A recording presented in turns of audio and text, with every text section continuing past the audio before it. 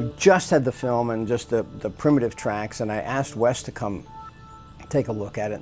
He sat and watched that movie and said, "Oh my God, this is awful. This will never work." This is director and producer Screamography Cunningham, in his own words, as told to Fangoria magazine's Tony Timpone. This is his Screamography.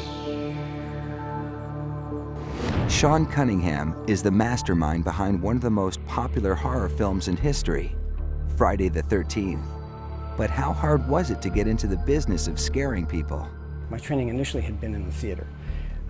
And then when I considered doing movies, I thought all I had to do was take a camera and photograph that which was going to be up on the stage. And in the process of doing the first movie or two that I had to do, I had to learn the big difference.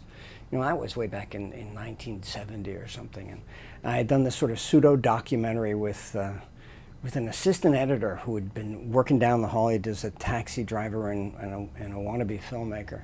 And we finished that film and trying to figure out what we're going to do next. And he decided, you know, we could try to do a regular movie. I said, good, great idea.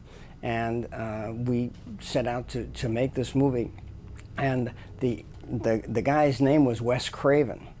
And he and I decided to make a film which subsequently became known as Last House on the Left. His theatrical beginnings might shock you, not with fear, but with fascination.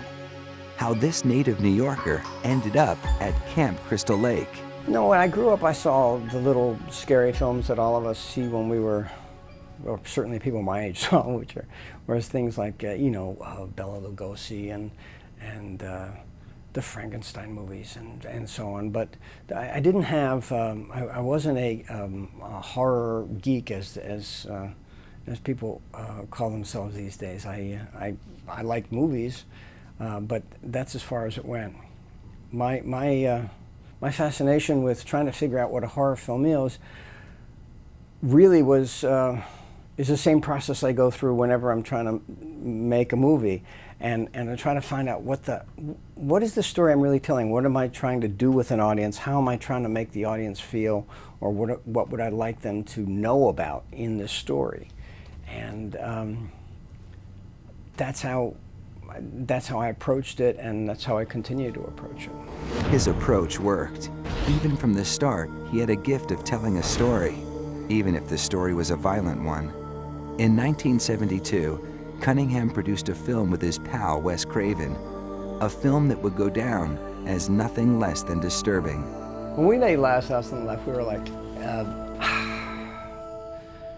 Wes and I were kind of like kids writing graffiti on a wall. We're just sort of doing this naughty thing for fun. And, you know, the big guys in Hollywood, they made movies. We were making this thing called Last House on the Left and having as much fun as we possibly could, trying to figure out how to do it. And